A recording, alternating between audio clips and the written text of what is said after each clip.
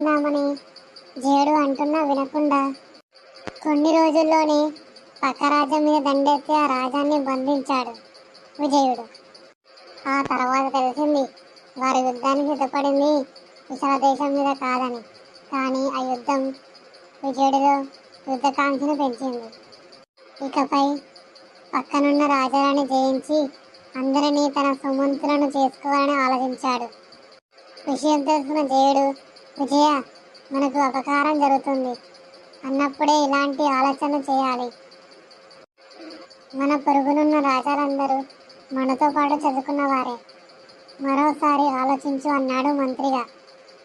రాజు ఆలోచనలు ఎలా అమలు చేయాలని మాత్రమే ఆలోచించు జయ. ఆయన మనం ఆ రాజ్యాలన్నీ జయించి వారిని సోమంతులను చేసుకోవటం అంతే అన్నాడు విజయుడు.